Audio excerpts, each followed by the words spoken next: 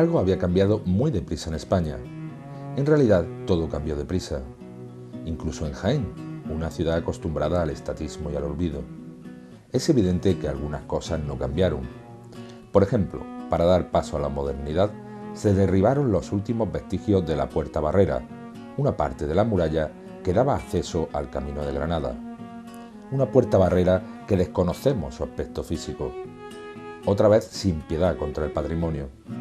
Había jineses que proponían quinielas taurinas dependiendo del número de apéndices cortados a los morlacos, pero lo que monopolizó la vida de aquella primavera del 77 fue unas elecciones generales inéditas desde hace más de 4 décadas.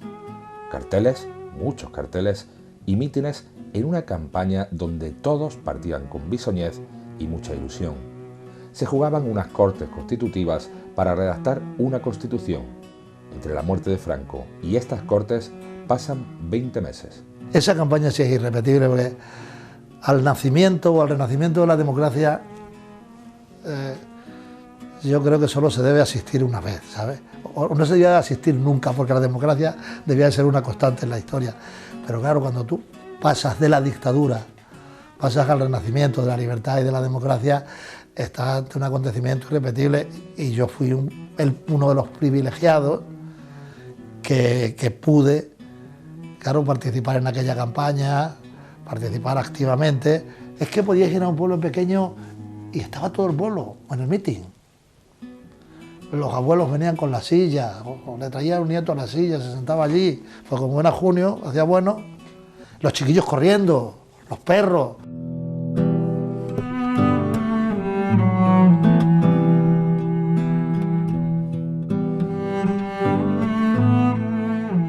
...15 de junio... primeras elecciones generales con partidos legalizados dentro de la ley de la reforma política. El último censo arrojaba 618.954 habitantes en la provincia, de los cuales 403.142 eran electores mayores de 21 años. Unas elecciones donde hubo una carencia presupuestaria, otra de experiencia en la organización de los partidos y un desconocimiento generalizado en los aspirantes. Fueron unas elecciones muy precarias, claro, es que tampoco había experiencia. Había que inventar el sistema electoral. Hubo pues mítines en los sitios menos recomendables, en cualquier bar te montaban un circo. Por una parte estaba esa falta de medios, esa falta de profesionalidad, de organización, pero en muchos aspectos se paliaba porque había ya empezaba a florecer una gran ilusión de cambio, ¿no? La victoria fue para la Unión de Centro Democrático con el 34,44% de los votos a nivel nacional, dejándole una representación de 165 escaños. Le siguió el PSOE con un 29,32%, con el que obtuvo 118 diputados. El batacazo del PC fue considerable al sacar tan solo un 9,33% de los votos a nivel nacional, dejando en 20 los diputados a Cortes. El PSOE supo jugar muy bien sus bazas en la transición en esos momentos y electoralmente vendió mejor el producto que el PC. Ese marketing de saber vender el producto sí lo supo hacer bien el PSOE. A costa del PC, que como digo es el que había puesto la cara en los 40 años, sobre todo en los últimos, ¿no? Pero en todos los 40 años de dictadura. En la provincia venció el PSOE, sacando 4 de los 7 escaños al Congreso para Alfonso Fernández Torres, Julián Jiménez Serrano, Juan Díaz Torres y José Manuel Pedregosa, por 3 de UCD que fueron representados por José Antonio Simón Calvo, Emilio Muñoz Ibáñez y José Ramos Manzano. Y me acuerdo perfectamente cuando fuimos a felicitar a Armando López Salinas. Estaba allí Pilar García Márquez, estaba Felipe Alcaraz, para felicitar, y cuando llegamos de vuelta de felicitar a Armando López Salinas a la sede del Partido Socialista, 500 metros más abajo, ya habían cambiado los datos y entró José Manuel Pedregosa de cuarto diputado y perdió el escaño Armando López Salinas. Y Luis Gómez Llorente, desde Madrid, llamó por teléfono diciendo: me habéis sorprendido, habéis sacado 4. Yo entonces tenía el dato de que solo teníamos 3. Y yo que cogí el teléfono le dije, no Luis, no estamos, no, que tenéis el cuarto asegurado. Y fui yo el que fui a darle la mala noticia a amigos míos del Partido Comunista, amigos que todavía seguimos siendo, y a Armando López Salinas para decirle que Armando López Salinas, que yo creo que ya se había ido contento de la sede y se había marchado de Jaén, darle la noticia de que había dejado de ser diputado. Incluso lo sentó mal a la gente del Partido Socialista. Felipe, la imagen de lo moderno, siendo de izquierda, el modelo no es, ni mucho menos la Unión Soviética, ni el modelo es la Segunda República Española. Precisamente él ha producido una ruptura con los del PSOE de aquella Segunda República, aunque se acaban por integrar, pero él ha remodelado aquello. Entonces, la cobertura de toda la socialdemocracia europea y evidentemente el apoyo de los Estados Unidos, es decir, el mundo está con... La noche de los resultados, el Partido Socialista Obrero Español tenía nada más que 3 escaños. El cuarto escaño lo consiguió pacientemente, exigiendo un recuento minucioso de papeletas, no recuerdo de qué municipio, donde hubo pequeñas impugnaciones, el coordinador de la campaña del 77, que fue Juan Díaz Torres, con un recuento laborioso que se impuso en la Junta Electoral Provincial y que propició que fuese diputado a Cortes José Manuel Pedregosa, de manera que Linares tuvo 2 diputados en esas elecciones. De los 4 para el Senado, 3 obtuvo el Grupo Socialista, representados por Juan José Contreras, Pedro Luis Martínez y Juan Zarrías Jareño, y 1 para la Unión de Centro Democrático, el de Pedro Manuel Damas. El PSOE contó con una baza muy importante, que eran sus líderes. La imagen que proyectaban tanto Felipe González como Alfonso Guerra, una imagen joven, renovada, fue la principal baza para que ellos pudieran ganar aquí en el 77. En Jaén Capital ganó la UCD frente al resto de la provincia, que ganó el PSOE. Jaén era una provincia muy agraria y aunque en principio Cándido Méndez no encontraba socialistas aquí en Jaén Capital, pero en la provincia había muchísimos socialistas, muchos. De hecho, la mayoría, bueno, una de las particularidades de Jaén es que tenía la mayor tasa de militantes socialistas. Cierto que en Jaén los primeros sorprendidos fuimos los militantes del PSOE, cuando vimos que de 7 diputados salieron 4 del PSOE y que de los 4 senadores salieron 3 porque no podían salir más, porque la diferencia entre los votos de esos 3 y el cuarto, que era de la UCD, era descomunal. Entonces, ¿qué pasó? Que ese 15 de junio condujo a inmediatamente empezar una campaña a todoterreno para sacar de debajo de las piedras a los que habían votado al PSOE, porque no lo sabíamos.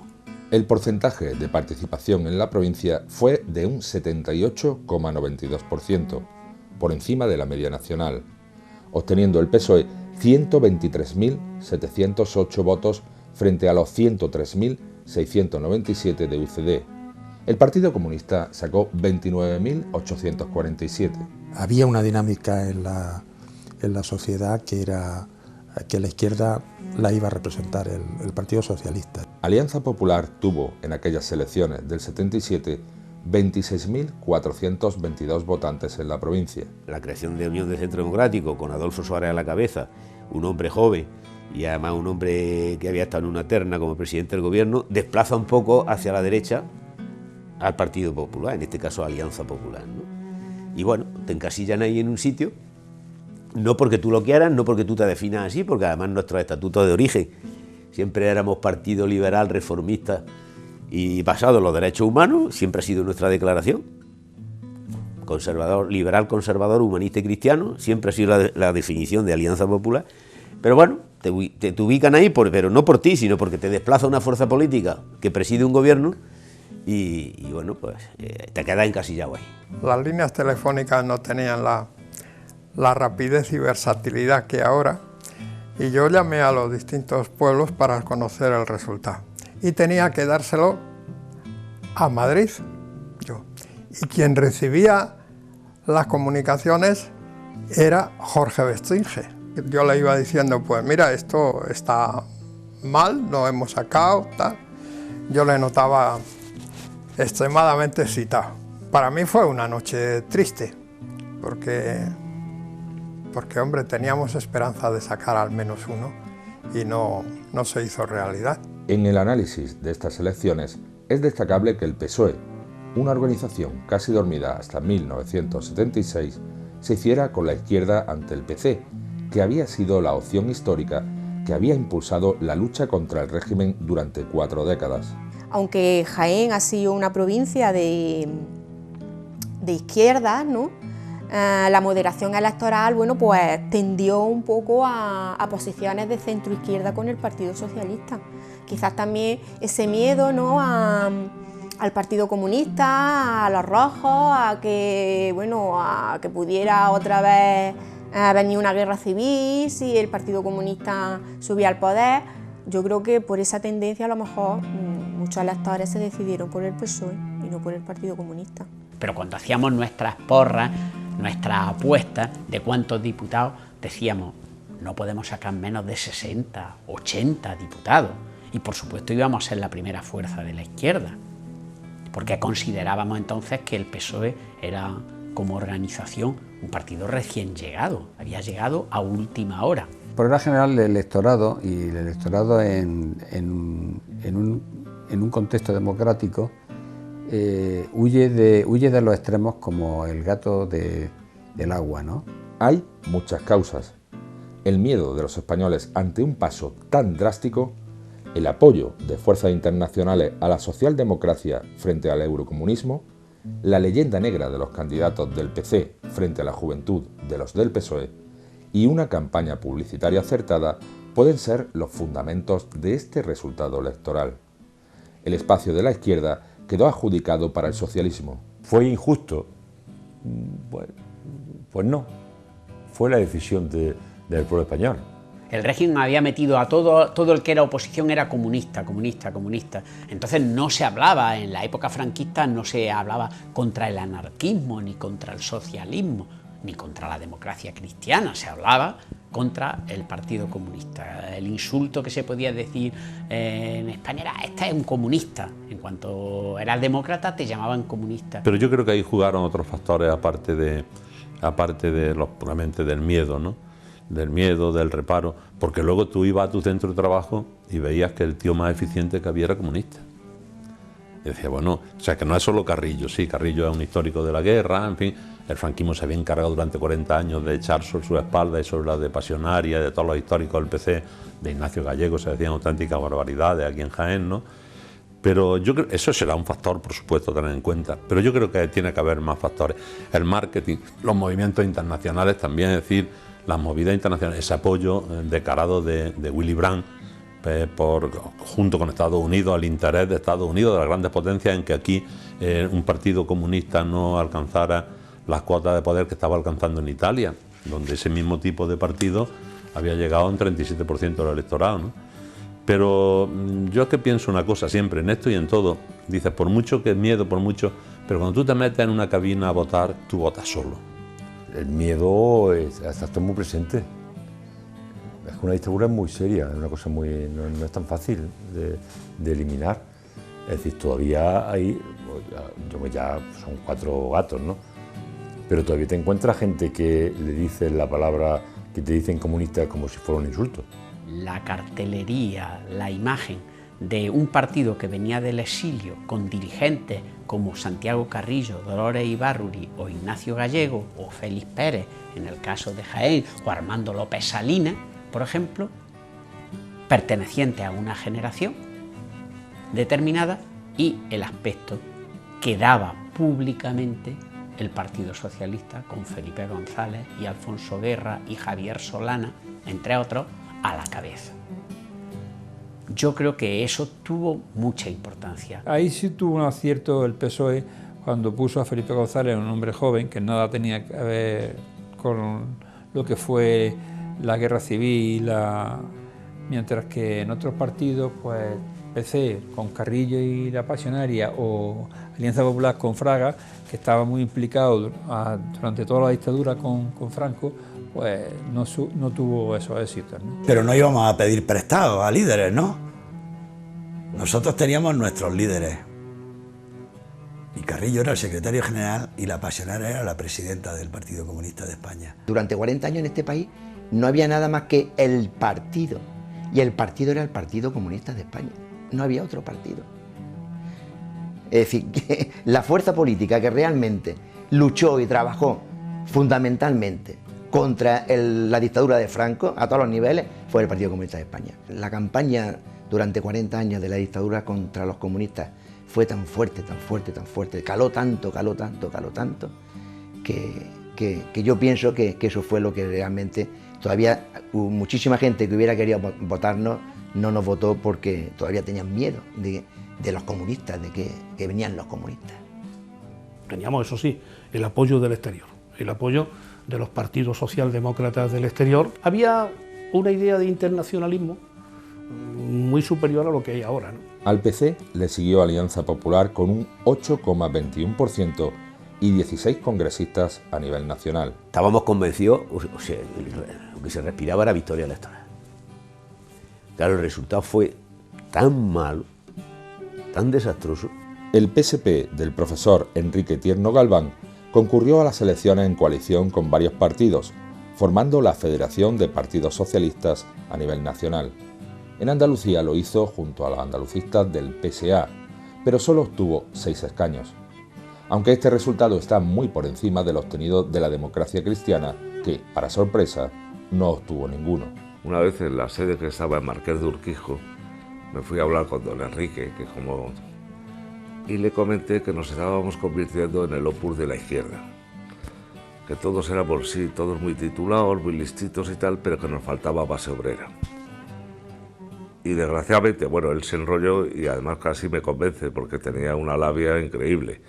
Pero el tema le suscitó tanto interés que tenía que coger un avión para irse a no sé dónde y la secretaria no hacía nada más que entrar y decirle: don Enrique, que se nos va el avión, porque cuando cogía el hilo eso era... Y entonces ahí estuvo la conversación con él, en fin, se tuvo que ir, yo me fui y al final se demostró un poco eso, que al PSP le faltaba esa base popular que tenía el Partido Socialista. Tras este desastre electoral, el PSA se separó del partido de Tierno Galván. El primer objetivo era la implantación territorial en la provincia, con escasa representación en los municipios. Durante año y medio se inauguraron varias sedes locales en pueblos. A partir de 1978, Eduardo Gallardo es nombrado secretario provincial. En las elecciones de 1979, el PSA decidió no formar coalición con ningún grupo político y dieron los mejores resultados con 5 diputados para el Congreso y 4 concejales en el Ayuntamiento de Jaén. Los miembros del PC se refugiaron en las asociaciones vecinales tras el fracaso electoral. En poco tiempo, las asociaciones de vecinos proliferaron para denunciar las malas condiciones de las barriadas. En Alianza Popular también se sembró la desilusión al quedarse con un grupo reducido en el Parlamento. El triunfo del PSOE en la provincia quedó claro que el avance estaba en la construcción de la organización territorial. Con muchas dificultades se crea una junta directiva, con Miguel Sánchez Cañete como presidente. Que con la misma euforia que se había vivido, se desinfló el suflé inmediatamente que pasó el proceso electoral, ¿no? Es decir, que si, por ponerte un ejemplo, si se habían afiliado 5.000 personas, la afiliación después de las elecciones se quedó en 2.000. Algunos de los que figurábamos, particularmente Antonio Trujillo, se sintió, le dolió muchísimo el resultado y hubo gente que se apartó un poco. 17 de junio. Se aprueba en el Pleno Municipal el llamado Plan de Reforma Interior de la Senda de los Huertos y la Calle de los Escuderos. Hermetismo desde el interior del ayuntamiento, con Antonio Herrera todavía como alcalde, y estupor entre los vecinos y propietarios que tratan este proyecto de irrisorio, absurdo e irracional. El Colegio de Arquitectos niega el plácet y denuncia graves infracciones urbanísticas en los planes municipales. Las huertas que creaban el vergel de Senda de los Huertos y el puente de Santa Ana tenían los días contados. El acueducto romano había sido demolido meses antes. Yo recuerdo aquello como una aberración más, y de hacer un urbanismo de improvisación, yo creo que un problema de Jaén que siempre ha faltado lo que se llama hoy un plan, lo que se llama ahora plan estratégico, es decir, aquí se han hecho las cosas de la noche a la mañana y algunas veces con motivos realmente difíciles de calcular y de calibrar. Y el de Senda de los Huertos realmente lo fue. En la Senda de los Huertos había muchas cosas que ya no estaban, como por ejemplo un acueducto. Eso ya no existía. O sea, aquello era un destrozo, aquello era un abandono completo. O sea, todo lo que es Puente de la Alcantarilla, el mismo Puente de la Alcantarilla, que era un barranco lleno de porquería, el Puente de la Alcantarilla, el Puente de Santa Ana arriba, y todo lo que había entre uno y otro, un puentecito pequeño en la calle Los Peñas, todo eso era una porquería completa. Y entonces estaba deshecho. Aquello estaban las traseras, patios de las casas de la calle Juan Montilla. Pero no había nada. Una semana después de las elecciones, los representantes que tenían que redactar una constitución entraban en el Congreso de los Diputados, una imagen nueva para una España que comenzaba su andadura democrática. 28 de junio, tras los buenos resultados de UCD, se acordó un pacto entre los distintos partidos para disolverlos y formar un partido único. A principios de 1978 se estableció la estructura y UCD empezó a andar como partido político en Jaén, ya que, hasta el momento, ni siquiera tenía afiliados por la premura. Fue tan rápida la formación que en las elecciones del 77 no se contaba oficialmente con mucha gente y se tuvo que optar por apoderados en lugar de interventores. 5 de julio se forma el primer gobierno de UCD presidido por Adolfo Suárez. Tras las elecciones es necesario un revulsivo para la recuperación económica de España. UCD ya lo había presentado entre sus propuestas para el saneamiento económico. Se piensa en la devaluación de la peseta desde un primer momento. La gasolina subió y la super se puso a 37 pesetas. También la electricidad, y sin embargo la bolsa seguía bajando. Los presupuestos municipales superaban ya los 400 millones de pesetas. 17 de julio, 400 afiliados se reúnen en una nave del polígono de Los Olivares en una asamblea extraordinaria para votar el nuevo comité ejecutivo local del sindicato UGT. 24 y 25 de julio se celebró en la Casa de la Cultura el segundo Congreso Provincial del PSOE, con la asistencia de 42 agrupaciones locales. Se constituye el nuevo Consejo Provincial del Partido Socialista en Jaén. Miguel Cobo es nombrado presidente, Emilio Arroyo secretario general y Cristóbal López Carvajal secretario de organización. Nos planteamos que las personas que habían accedido al Senado y al Congreso deberían de dedicarse a sus funciones públicas y que no sería bueno que estuvieran dedicándose a la lucha política interna dentro de la provincia ni a la construcción del partido en la provincia. La política que planteábamos era que incluso el Grupo Parlamentario Socialista de Jaén debía tener un local propio de atención al público y hacer su vida, digamos, de una manera oficial, oficialista y de relación con el público, no de trabajo de la militancia interna. Ya ha muerto Diego Vadillo en septiembre del 76 y al poco tiempo entra Emilio Arroyo en el partido y, vamos, sobre todo Rodríguez de la Borbolla lo ve como un hombre válido y tal y cual y lo propone como secretario general. A José Manuel Pedregosa y a Julián Jiménez le quitamos la hegemonía a la gente de Jaén. Que eso fue muy apoyado por Alfonso Fernández Torres, que fue un poco el artífice de aquella historia, el que nos lanzó al estrellato político a una serie de jóvenes en aquel congreso fue Alfonso Fernández Torres. Había que buscar no ya tanto personas de Jaén contra Linares, sino un cambio generacional, y ese cambio generacional en la dirección pues se encarnó en la figura de Emilio Arroyo, que posteriormente, en el año 79, luego fue, como todo el mundo sabe, el primer alcalde que hubo democrático en Jaén después de la dictadura, con lo cual, bueno, pues fue un momento de transición. El congreso donde salió elegido Julián Jiménez, legítimo evidentemente, pero fue un congreso, por así decirlo, para afrontar los procesos que se venían desde el punto de vista electoral, y una vez que ya se estabilizó el partido, pues hubo un congreso ya ordinario en el que se eligió a Emilio. Los jóvenes socialistas de Jaén Capital querían que la ejecutiva y sobre todo la Secretaría General se la trajeran aquí a Jaén, donde estaba el gobierno civil, donde estaba la Diputación, donde estaban los organismos oficiales, ¿no? Porque hasta entonces había estado en Linares con Julián Jiménez, ¿no? Se genera una división entre cargos electos y cargos del partido en el PSOE. Cándido Méndez padre era el secretario de administración en un partido muy distinto al actual. Cándido padre era, yo llegué a dimitir de secretario de organización, lo que pasa es que Emilio Arroyo cogió la carta y se la guardaba en el bolsillo, porque Cándido padre a mí no me dejaba comprar ni una máquina de escribir. La primera máquina de escribir que tuvimos en el partido era una máquina de segunda mano. Yo tuve que implorarle a Cándido que teníamos que contratar una persona, que fue Isabel Lendines, una funcionaria del ayuntamiento, para que viniera a trabajar por las tardes. Digo, trabajo yo aquí más que en mi propia empresa. Esto no puede ser. 28 de julio. Se abre el nuevo centro maternal. Las previsiones es que albergue a 3.000 nacimientos al año. Venía a sustituir al viejo maternal de la calle Baeza. En aquel verano, por fin se tomaba conciencia de la conservación del patrimonio, aunque todavía muy tímidamente. La polémica saltó en la prensa cuando se voló con dinamita, en Úbeda, la ermita del siglo XV, Madre de Dios del Campo, y se derribaba la ermita de la Purísima Concepción de Santiago de la Espada. Bellas Artes no lo había autorizado. El párroco de Úbeda fue detenido. El obispado y el diario Jaén discutieron en titulares por primera vez, y la polémica sirvió para rellenar aquel verano seco del 77.